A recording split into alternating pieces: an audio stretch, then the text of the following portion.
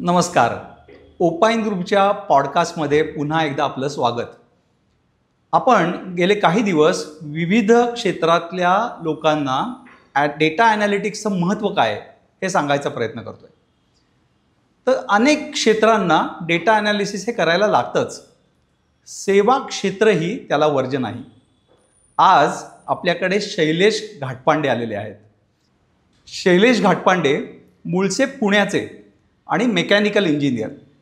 त्यांनी बरेच वर्ष सेल्स फील्डमध्ये काम केलेलं आहे. मॅन्युफॅक्चरिंग कंपन्यांबरोबर त्यांनी सेल्समध्ये काम केलं. नंतर IT क्षेत्रामध्ये 10 वर्ष काम केलं. पुन्हा ऑल इंडिया लेवलला त्यांनी सेल्स फील्डमध्ये डायरेक्टर लेवलला काम केलं. हे सर्व चालू असताना सेवा क्षेत्राशी ते खूप जवळून जोडले होते.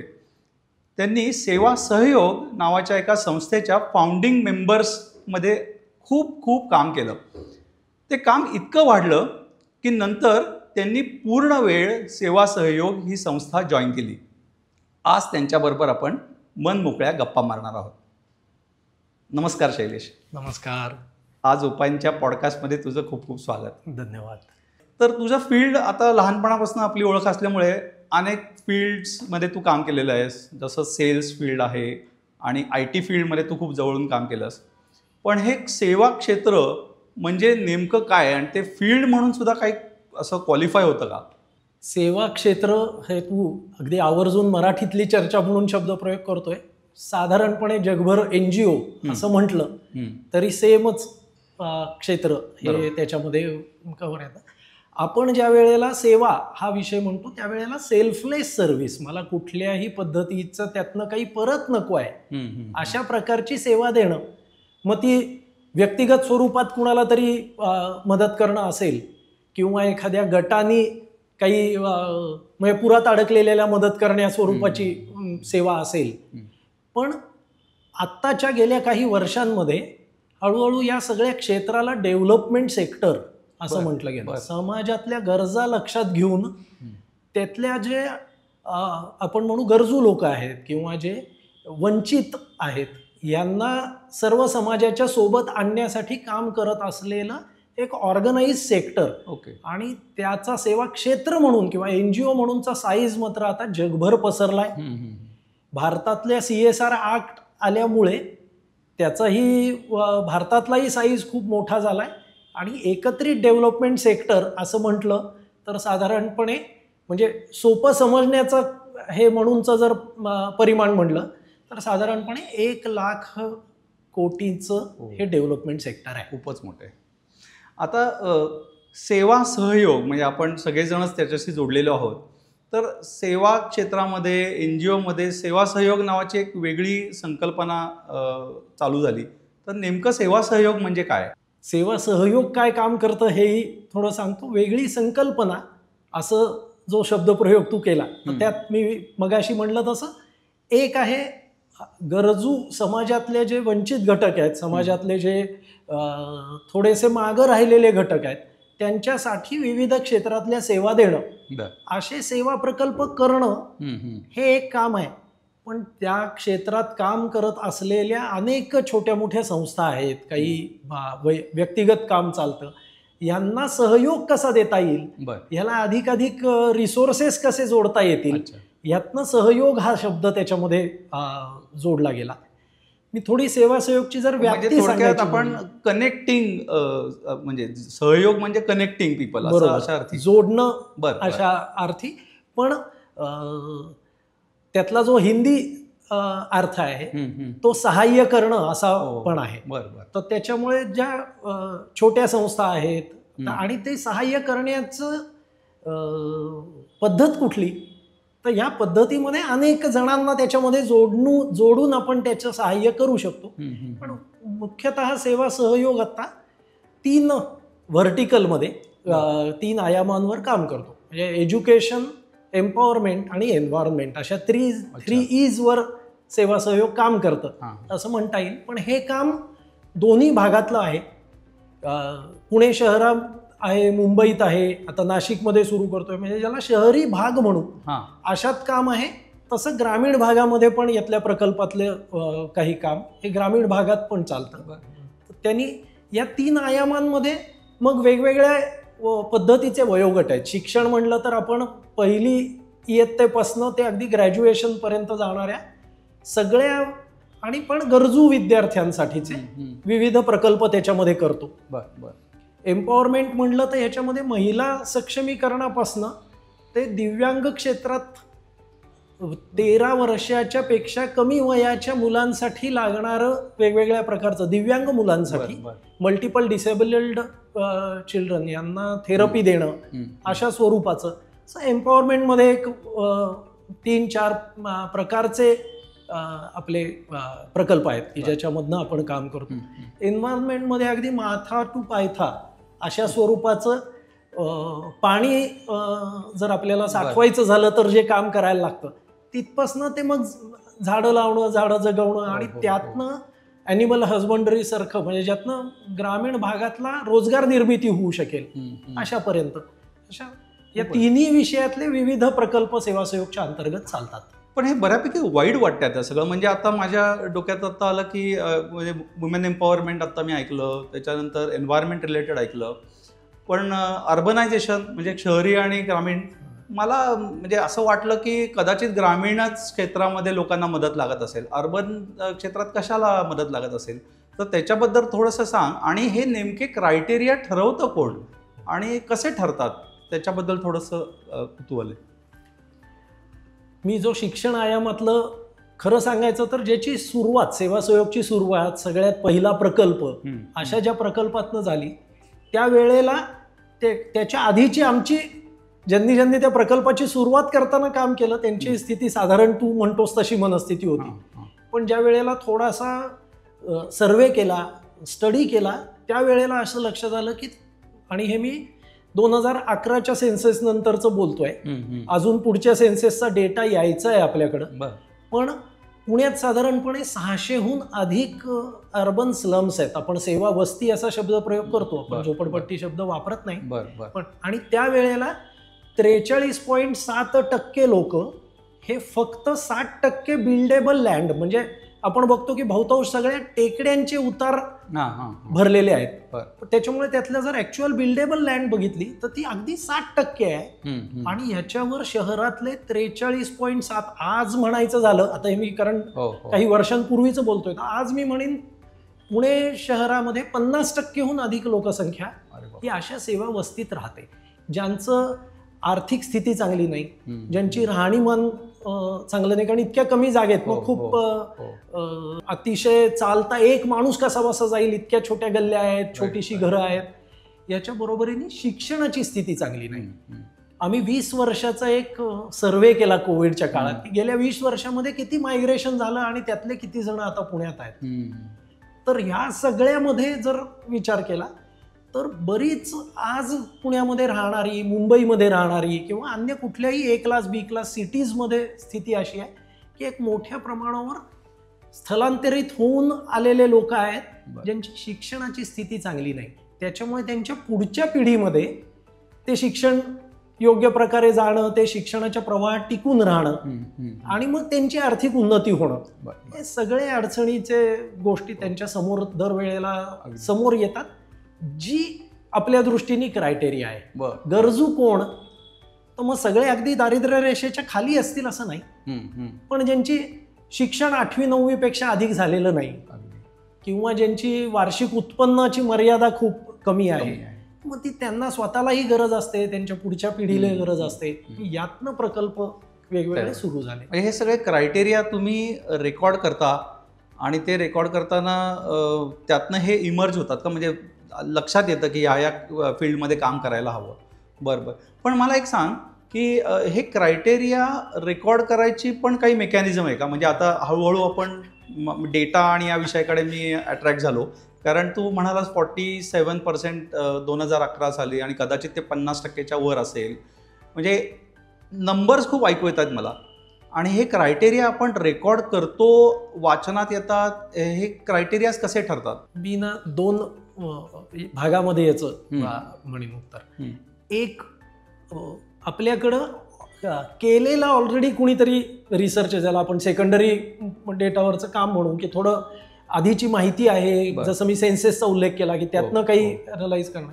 पण सेवा सहयोग कुठलाही प्रकल्प सुरू करायचा झाला तर त्यापूर्वी एक नीड अनालिसिस सर्वे ज्याला म्हणू असं करतो. किंवा आता मी मगाशी म्हटलं तसं हे सेक्टर उभं राहिलंय आता. याच्यामध्ये खूप मोठ्या प्रमाणावर प्रोफेशनलिझम, मी त्याला कमर्शियल नाही म्हणणार कारण हे सेवा क्षेत्र आहे, पण प्रोफेशनली चांगली सेवा करणं या अर्थाने त्याच्याकडे बघितलं तर त्यांनी बेसलाईन सर्वे करणं असं एक त्याचा क्रायटेरिया मानला जातो. मग तो आपण कुठल्या ठिकाणी काम करतोय, कुणासाठी करतोय, म्हणजे सेवित जन बेनिफिशियरी ज्याला म्हणू त्यांची स्थिती काय आहे, मग त्यांच्या आजूबाजूची स्थिती काय आहे.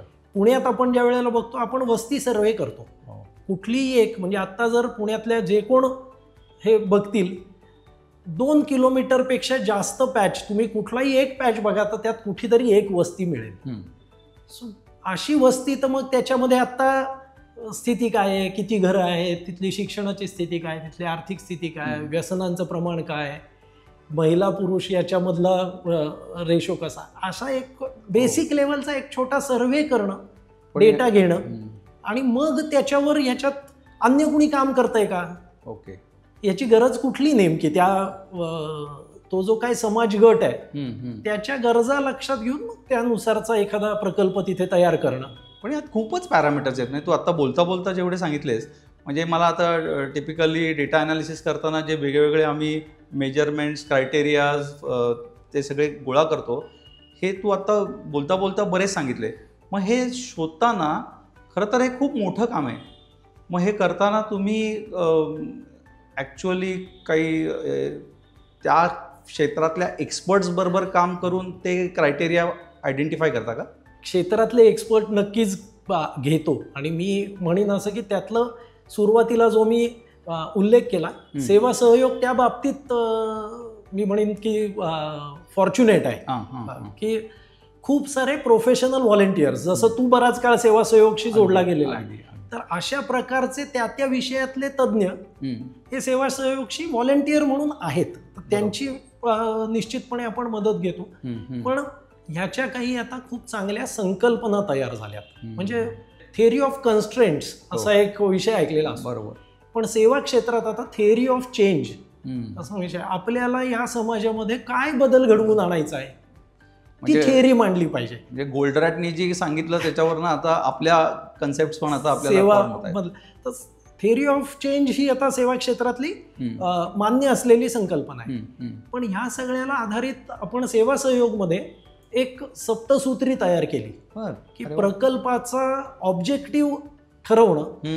तर मग ऑब्जेक्टिव्ह ठरवा, मग त्या ऑब्जेक्टिव्हला पूर्ण करण्यासाठीचे लिंक्ड असलेल्या ॲक्टिव्हिटीज ठरवा, मग त्या ॲक्टिव्हिटीचं कॅलेंडर ठरवा, मग त्या कॅलेंडरसाठी लागणारे रिसोर्सेस कुठले कुठले आहेत हे पक्के करा. मग त्याचं एक कारण काम करणार तर ते मोजलं पाहिजे की काम बरोबर झालं का, मग त्याचे मेजरमेंट मॅट्रिक्स ठरवा, मग त्याचे रिपोर्टिंग करा आणि मग त्याचं इम्पॅक्ट मेजरमेंट करा. सो पूर्ण सप्तसूत्री आपण त्याची डिझाईन केली. आपण त्याचं आपल्याबरोबर काम करणाऱ्या प्रत्येकाचं थोडं प्रशिक्षण घेत राहतो आणि त्यातनं तुझे बरोबर म्हणलास की तो जो मेजरमेंट आहे, म्हणजे मी एखाद्या अगदी सोपं उदाहरण देतो की अभ्यासिकेमध्ये येणारा जो विद्यार्थी आहे तर त्या विद्यार्थ्यामध्ये काय बदल झाला हे मला वर्षाच्या शेवटी बघायचं आहे. बरोबर. पण ह्याला डिफाईन करताना म्हणजे माझ्या एकूण अभ्यासिकांमध्ये आता पुण्यामध्ये आपल्याकडे साधारणपणे 5,000च्या आजूबाजूचे विद्यार्थी येतात. एनरोलमेंट थोडी अधिक होते. तसंच साधारणपणे मुंबईचं आहे. तर सेवा सहयोग 10,000 विद्यार्थ्यांवर 1ली ते 10वी काम करतो. यातला एक पहिला क्रायटेरिया आम्ही म्हणतो त्यातल्या 80% विद्यार्थ्यांनी तरी त्याचे 80% अटेंडन्स असला पाहिजे. बदल घडायचा तर हे, पण आता हे मोजायला पाहिजे अगदी अगदी की त्यातले 80% कोण ज्यांनी 80% अटेंड केलं. मग त्याची 6वी मधला एक विद्यार्थी आहे तर त्याची तो 6वीत आला त्यावेळेला आपल्या अभ्यासिकेत त्याची स्थिती काय होती, मग आपण त्याला वर्षभर त्याच्यासोबत काम केलं. आता तो वर्ष संपताना 7वीत जाईल त्यावेळेची स्थिती काय आहे. तर प्री आणि पोस्ट असं एक अनालिसिस करतो आपण, टेस्ट कंडक्ट करतो. आणि ही प्री पोस्ट टेस्ट ही फक्त मार्कांची आहे असं नाही, मग ही बिहेवियरलची आहे.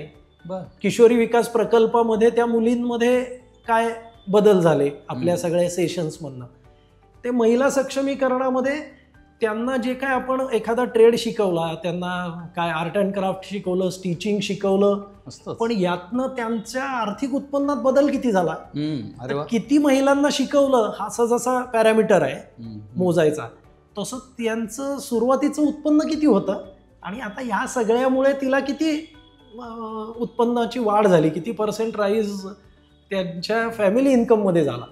तर हे मोजलं तर आपल्याला आपला आउटकम किती चांगला आहे, इम्पॅक्ट कसा आहे, हे आउटपुट, आउटकम आणि इम्पॅक्ट असे 3 कीवर्ड्स सध्या या सगळ्या सेवा क्षेत्रामध्ये महत्वाचे आहेत. बर. आणि ते खरंच लक्ष ठेवून करण्याचे आहेत. तू खूपच मेथॉडिकल आत्ता सांगतोय, मला खूप छान वाटतंय आणि सगळ्या व्ह्यूअरना सुद्धा हे कळतंय की हे किती मेथॉडिकल प्रोफेशनल होणारी ॲक्टिव्हिटी आहे. म्हणजे क्रायटेरिया तर दिसतातच आहेत, पण आम्ही ज्याला फॅक्ट्स आणि डायमेन्शन्स म्हणतो, म्हणजे एवढे डायमेन्शन्स तू आत्ता सांगितलेस, म्हणजे ते मुलं असो, त्यांचे वयोगट असो, त्यांचा आर्थिक स्तर असो, आणि ज्याला आम्ही मेजरेबल फॅक्ट्स म्हणतो तेही तू सांगितलेस की त्यांचा इन्कम काय, मार्क काय. बाय द वे, मार्कांसाठी खूप खूप अभिनंदन. 10वी आणि 12वीचे मी आता रिझल्ट्स बघितले, तेही ह्याच मेथडमुळे झाले असतील असं वाटतंय मला. एकदम बरोबर. खरोखरच ते ज्या स्थितीमध्ये येतात, त्यांच्या पालकांची शैक्षणिक स्थिती, त्या मुलांची तिथे आजूबाजूचं वातावरण, यातनं हे मार्क बाहेरच्या आत्ता मार्कांपेक्षा वेगळे वाटले तरी सुद्धा ती खूप मोठी. पण मी एक, मला वाटतं, पॅरामीटर मिस केला.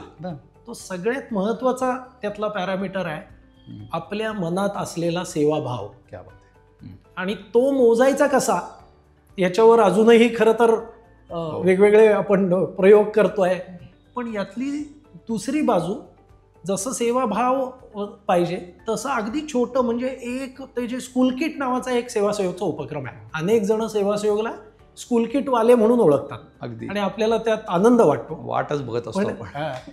गरजू विद्यार्थ्याच्या हातात दप्तर देणं, तर तुम्ही तो दप्तर ज्या वेळेला देता त्या वेळेला त्याच्या चेहऱ्यावर फुललेलं हसू आणि त्यातनं आपल्याला मिळणारं समाधान, सॅटिस्फॅक्शन, ह्या 2 गोष्टी मोजायच्या कशा. पण त्या मोजल्या पाहिजेत, त्याच्यावर काम केलं पाहिजे. कारण आपण खरं तर जसं वाढ होईल, नंबर्समधली वाढ एक भाग झाला, बरोबर, पण ज्याच्यासाठी केलं त्याला आनंद मिळाला का. अगदी अगदी. आणि ज्यांनी केलं, ज्यांनी वेळ दिला, ज्यांनी पैसे दिले, ज्यांनी त्याच्यासाठीची त्याच्या सेवाभावातनं काहीतरी प्रकल्प निर्मिती झाली, त्याला त्याचं समाधान मिळालं का, की मी जे करतोय ते आपल्याकडं जसं म्हणतो सत्पात्री, अगदी सेवा विभागात हा विषय अगदी कायम आहे की अगदी योग्य ठिकाणी ती माझी सेवा पोचली का. ह्या गोष्टी पण त्याच्यामध्ये आपण मोजायचा किंवा मांडायचा प्रयत्न करतो. म्हणजे ह्या सगळ्या प्रोफेशनलिझम, मेथड्स म्हणणं, सेवाभाव निश्चितच महत्त्वाचा आहे, त्यातनंच सगळी सुरुवात होते. पण तू जे सगळे क्रायटेरिया सांगितले, मला वाटतं की आजकाल विशेषतः शहरामध्ये जे सगळे काम करतात त्यांना असं वाटत असतं की सेवा काम म्हणजे काहीतरी वेगळंच आहे. आणि आपण जसं कंपनीमध्ये प्रोजेक्ट्स आणि पॅरामीटर्स आणि त्याचे रिव्ह्यूज, प्री आणि पोस्ट अनालिसिस करतो, तसं खरं तर सेवा क्षेत्रामध्ये पण आहे. कारण काय, जायचं मस्त शनिवार रविवारी काम करायचं आणि काम संपलं, अशा भावनेत बरेच जण सेवा काम करतात. पण एवढं सगळं मेजर होतंय, ते कुठे प्रेझेंट करायला लागतं. मी मगाशी जो सॅटिस्फॅक्शन म्हणलं त्या अर्थाने, म्हणजे मी म्हणेन की हे सेवा सहयोगनी स्वतःचं घेतलेलं म्हणूनचं दायित्व आहे की आपल्याबरोबर जो म्हणजे तो त्यांनी निधी दिला म्हणून डोनर असेल किंवा वेळ दिला म्हणूनचा, पण तो एका अर्थाने वेळ तितकाच महत्वाचा आहे, बरोबर, म्हणूनचा डोनर असेल. पण या पलीकडे जाऊन CSR, अनेक कॉर्पोरेट कंपन्या त्यांच्या प्रॉफिटच्या 2% आज सेवा क्षेत्रासाठी देत आहेत. पण त्यांना ही अपेक्षा आहे की त्यांनी दिलेला निधी योग्य ठिकाणी वापरला गेला का, त्यातनं जो अपेक्षित आहे तो बदल घडला का. बरोबर. तर याचं ॲन्युअल रिपोर्ट आपण बनवतो, आपण मंथली, क्वार्टरली रिपोर्ट्स सेवा सहयोगच्या प्रत्येक प्रकल्पाचे बनवतो आणि ते या सगळ्यांच्या समोर सादर करत राहतो. बरोबर. या दोन्ही हेतू आहेत. सेवा सहयोगचं काम मांडणं फक्त असा हेतू नाही आहे, पण त्यात त्यांनी पण सहभागी व्हावं, यात अजून चांगलं. हा समाज आपला सगळ्यांचा आहे आणि याच्यातले प्रश्न सोडवायचे तर ते सगळ्यांनी मिळून सोडवले पाहिजेत. हा विषय त्यांच्यापर्यंत जाण्यासाठी पण याची मांडणी करणं गरजेचं आहे. बरोबर, प्रश्न आहे आणि तो सगळ्यांनी एकत्र येऊन सोडवायचा आहे. तर तो प्रश्नही समजून घ्या, त्याची मेथड समजून घ्या, योग्य वाटत असेल तर सहभागी व्हा, बदल हवेत, काही इम्प्रूव्हमेंट एरियाज आहेत तर ते सुचवा. अशा पद्धतीने आपण सादरीकरण करत राहतो. त्याचा मस्तच. तू समाज अगदी आपल्या सगळ्यांचा आहे हे म्हणालास, त्याच्यावरनं मला अजून एक फॅक्टर लक्षात आला. एक म्हणजे तुझ्या बोलण्यात आता आलं की CSR म्हणजे बहुतेक सगळ्यांना समजण्यासाठी कंपनीज ज्या आपल्याला पैसे देत आहेत, मदत करतायत. आणि दुसरं बेनिफिशियरी म्हटलास, म्हणजे ज्या लोकांना आपण मदत करतोय किंवा त्यांना मदत होती असं आपण म्हणू. आणि तिसरं हा समाज. मग ते आणि व्हॉलंटियर्स हे एकच आहे का? आणि व्हॉलंटियर्स नेमके तयार कसे होतात? याच्यात कंपन्यासुद्धा तेवढ्या हॅपी असतात का? कारण खरं तर वेळ आपल्या कंपनीतला जास्तीत जास्त कामात लावला पाहिजे. हे सेवा काय तुम्ही करताय अशा पद्धतीची काही भावना असते का? म्हणजे व्हॉलंटियरिझम हे सगळं एकंदरीतच काय गणित आहे आणि त्याचा कसा फायदा होतो याला? अगदी सुरुवात करताना तू जे म्हणलास तसं सेवासहयोगची सुरुवातच झाली व्हॉलेंटिअरिंगमधनं. त्याच्यामुळे अनेक जण, अनेक प्रोफेशनल एकत्र येऊन आपण समाजासाठी काय करू शकतो यातनं. पण तसा खरं तर सुरुवातीला असा कुठलाही चांगला स्ट्रक्चर्ड व्हॉलेंटिअरिंग प्रोग्राम मिळाला नाही. आणि तो असला पाहिजे यातनं एक सेवा सहयोगमधला एक भाग सुरू झाला. आज अशी स्थिती आहे की आपण त्याला म्हणतो की तो सहभागी व्हायला येईल, तो व्हॉलेंटियर असेल. हा कुठनं येतो? तर आपल्या अपीलमधनं येतोच. पण आज अनेक कंपन्या अशा आहेत की जे एम्प्लॉई एंगेजमेंट सेवा कामामध्ये म्हणून आपल्या समोर म्हणतात की आम्हाला काही ना काहीतरी प्रकल्प सांगा जिथे आमचे एम्प्लॉई सहभागी होऊ शकतील. आणि त्यातनं हे का करायचं? तर यात अगदी टीम बिल्डिंग पासून ते त्यांच्या स्ट्रेस बस्टर म्हणूनची ऍक्टिव्हिटी, स्कूल किट ही सगळ्यात आवडणारी ऍक्टिव्हिटी आहे विविध कंपन्यांना.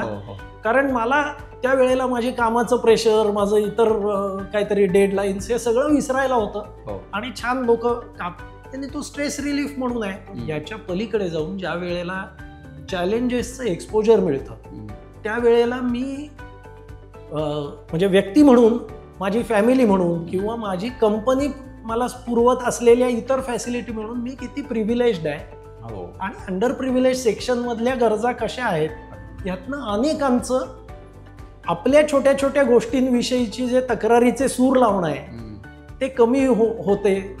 त्यांना केलेल्या कामातला आनंद वाढायला लागतो. हे जाणीव त्या कंपन्यांनाही होती आहे. पण मग आपण असं करतो की ही आपण म्हणतो एंट्री लेवल आहे. तुम्ही जे एकदा केलं आणि आनंद मिळाला ते तुमच्या आयुष्याचा भाग करा. बरोबर. अधिक त्याच्यामध्ये सहभागी व्हा. मग प्रोजेक्टची लिडरशिप, इथल्याही प्रोजेक्टच्या लिडरशिप व्हॉलेंटियर्स आहेत. सेवासहयोगमध्ये PEC म्हणतो आपण त्याला, प्रोग्राम एक्झिक्युशन कमिटी. हे व्हॉलेंटियर्स आहेत, आपापला नोकरीधंदा संसार सांभाळून व्हॉलेंटियर करतात. त्यामुळे व्हॉलेंटियर ड्रिव्हन ऑर्गनायझेशन, अगदी बोर्ड लेवल पर्यंतचे सगळेच जण सेवासहयोगमध्ये व्हॉलेंटियर आहेत. आणि त्यातनं मिळतं जास्त, आपण देतो कमी. काम केल्याचं समाधान आणि त्यातनं मिळणाऱ्या शिकण्याच्या गोष्टी खूप मिळतात. त्यांनी व्हॉलेंटियर्स त्याच्यामध्ये सहभागी होत जातात, अधिक वेळ देत राहतात. मस्तच. म्हणजे आता कंपनीच्या दृष्टीने बघशील तर हे स्ट्रेस बस्टर ऍक्टिव्हिटी आहे आणि म्हटलं तर फ्री ऑफ कॉस्ट आहे.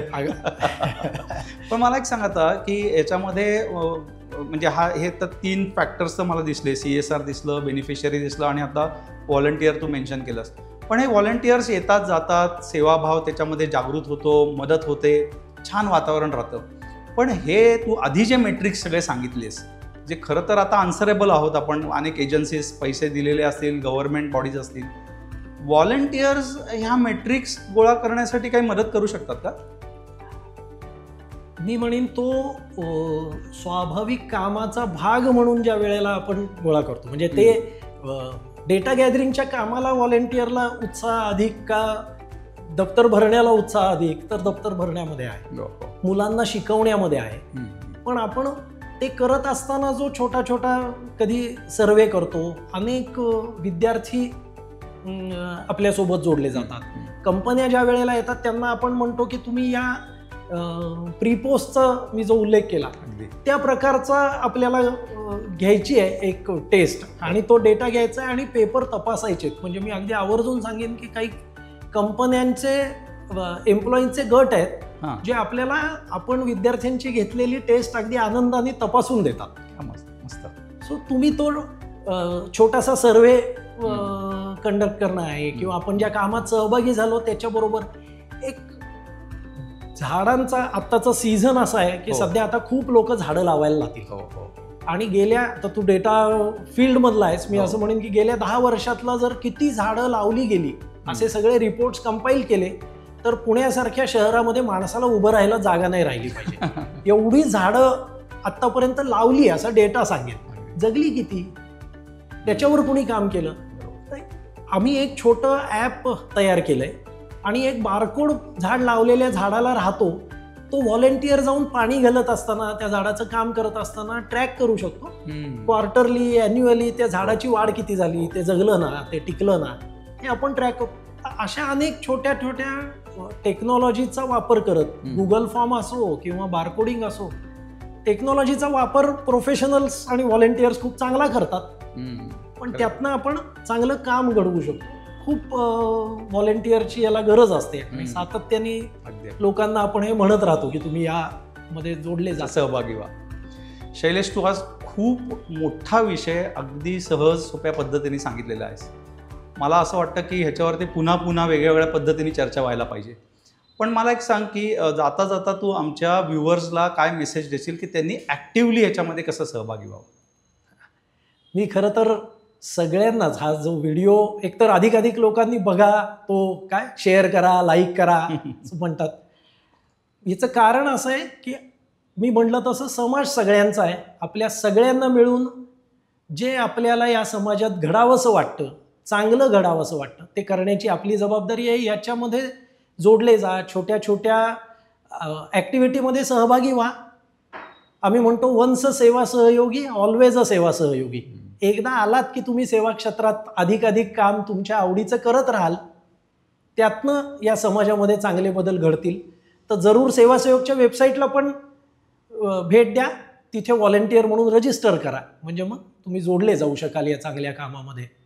धन्यवाद. शैलेश, तू आज आलास आणि अत्यंत छान गप्पा मारल्यास आणि एक दिशा दाखवलीस कसं सेवाभावामध्ये आम्हाला इन्व्हॉल्व होता येईल. त्याबद्दल खूप खूप धन्यवाद. धन्यवाद. मलाही छान वाटलं, मजा आली. मस्त. आज आपण शैलेश घाटपांडेंबरोबर अगदी सेवाभावापासून ते एक सेवा कार्यामध्ये अगदी ऑपरेशनल ॲक्टिव्हिटीजमध्ये कसं इन्व्हॉल्व व्हावं ह्याच्याबद्दल खूप माहिती ऐकली. जाता जाता तुम्हाला हे लक्षात आलं असेल की आपण कुठल्याही कंपनीमध्ये प्रोजेक्ट मॅनेजर असो, डेव्हलपर असो, अगदी कुठल्या सिव्हिल कन्स्ट्रक्शन साईटवरती काम करत असो, शैक्षणिक संस्थांमध्ये काम करत असो, कुठल्याही क्षेत्रामध्ये असलो तरी सेवा हे आपलं मूळ क्षेत्रच आहे. मग तुम्ही MSW असाल, तुम्ही MBA असाल, ज्यांना सेवा क्षेत्रामध्ये करिअर करायचं आहे, तरी तुम्हाला ती प्रोसेस जाणून घेतली पाहिजे. तो डेटा गॅदर कसा करायचा, त्यातनं क्रायटेरियाचा अभ्यास कसा करायचा, हे सर्व आपल्याला जाणून घेता आलं पाहिजे. म्हणजे आपण सेवाभाव तर आपल्यामध्ये जागृत करणारच आहोत, पण त्या योगे आपण जे काम करणार आहोत त्याच्यामुळे जास्तीत जास्त चांगलं काम आपल्याला उभारता येणार आहे. तेव्हा लवकरच आपण सेवा क्षेत्राशी जोडले जाऊया.